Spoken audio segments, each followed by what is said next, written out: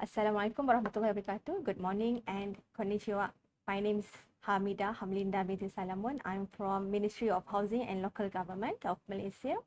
I was studying in IUJ, International University of Japan for 2 years, and I graduated in 2020. And my topic is focusing on profiling systems, the potential threats to consumer privacy in the digital age in Malaysia. Ladies and gentlemen, just now we have seen how technology manipulates our data. The advice given was the best way is not to use a mobile devices. Anyway, is it possible in this digital world? For information, I do respect how Japanese keep their privacy while I was staying at International University of Japan, IUJ, Niigata for 2 years, and a few years when my husband is working in Tokyo and Chiba. That is why my topic was focusing on the right to privacy as provided under the Article 12 of Universal Declaration of Human Rights, and I relate it with the current situation in Malaysia, especially we as consumer in the digital economy and facing the threat of security. Well, in the era of IR 4.0, ICT is vital for reshaping economic growth and digital society in this competitive world. The Malaysian Communication and Multimedia Commission reported that 88.7% of the Malaysian population were internet users in 2020, or 1.3% increase from 87.4% in 2018.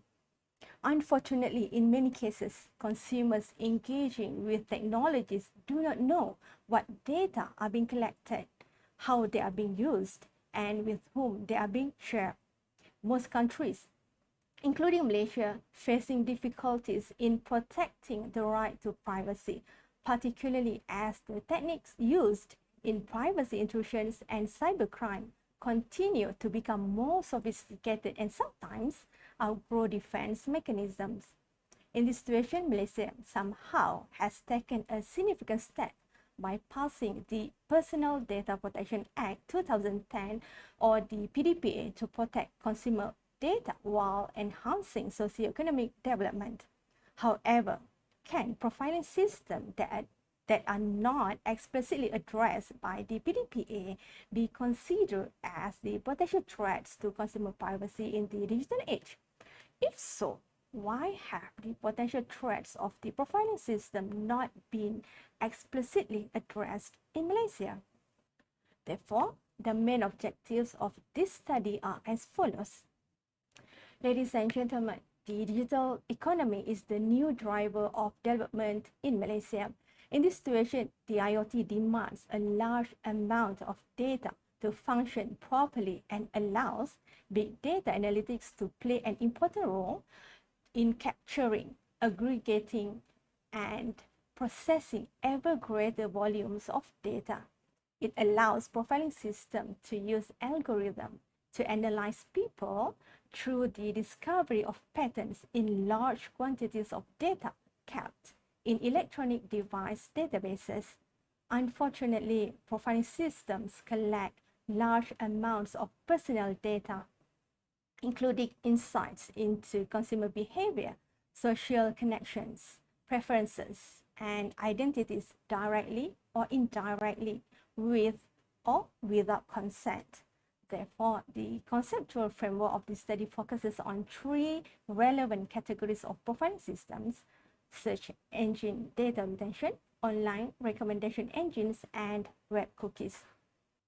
Anyway, have you ever imagined that technology knows you better than anyone in this world?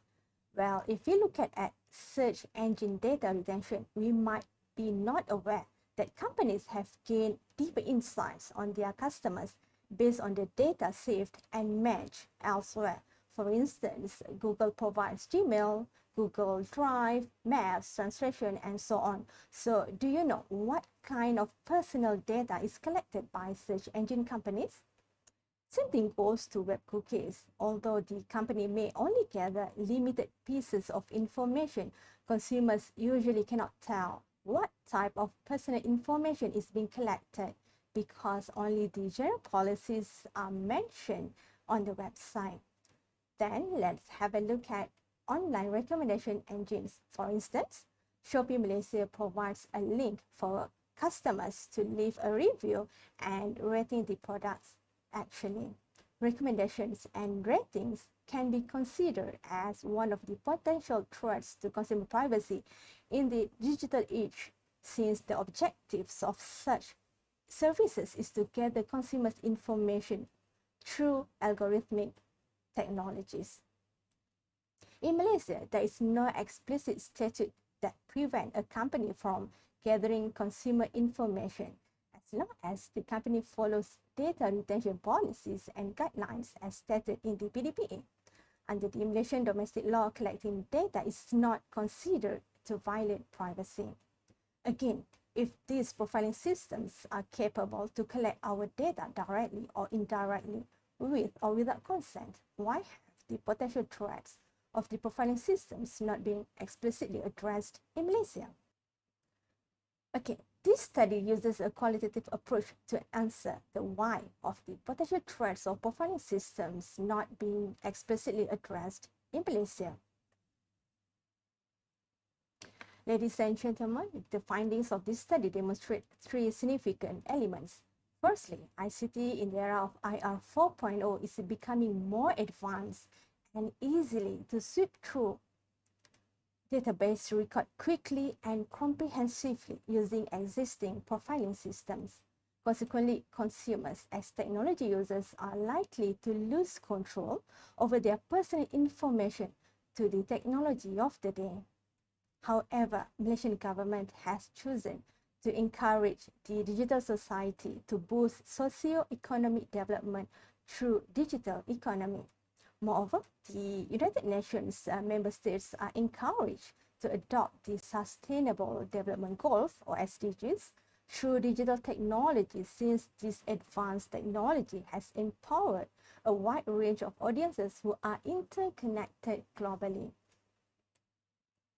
Secondly, the technology moves quickly and sets the pace for social issues, which can leave the law lagging behind. Indeed, the pace is so rapid that by the time new laws are passed to address a certain technology, they may already be made obsolete by the adoption of new technology. Privacy legislation has also been difficult to enact in the digital age because the damage from the loss of privacy is not clearly understood, as well as the consequences and the long-term impact are not directly apparent. Furthermore, there are problems in enforcing such legislation, as new technologies create new opportunities and new capabilities for violations. Anyway, the only solution is to help the legislature a better understanding to the design of technology. Still, no legal system is able to provide once and for all adequate protection for the right to privacy. Finally, there's also a legal conflict between privacy and security. The ways in which the internet connects people and devices at all times creates various challenges for determining an appropriate balance between privacy and security. As a result, there's a need to trade off privacy for security purposes. While in Malaysia, security must be given priority in any development plan to ensure the sustainability of the nation's resources, people's prosperity, and fulfill the needs of future generations. Furthermore, the right to privacy is only a qualified right and not an absolute right. That is why the government has the right to interfere to undertake the surveillance, interception, or data collection. Ladies and gentlemen, this paper focuses on Malaysian consumer privacy in the digital age through the IoT and big data analytics. Other relevant issues related to the advancements of technologies in the era of IR 4.0 and other legal issues related to the personal data in Malaysia are beyond the scope of the research questions and objectives of this study. Although this discussion in this paper analyzed the issue of cybersecurity and national security, the discussion only elaborates in general and within the scope of research questions and objectives of the study. Then, what is the point to understand? your privacy as technology users? Let's watch this video. So what is the point to understand your privacy as technology users? Based on the video you have watched just now, we can see the new digitalization technologies in the era of IR 4.0 set the pace for social issues. Probably the best way is not to use mobile devices, just like we have seen in the first video. However, I believe it is impossible in this digital world. Therefore, recognizing opportunities and challenges is needed to create sufficient protection for consumer privacy and security. Ladies and gentlemen, despite this struggle, technologies are still tools made by people for people. Everyone must continuously adapt to a new, fast-changing environment and reinvent yourself so you can properly shape your sustainable future in the digital age.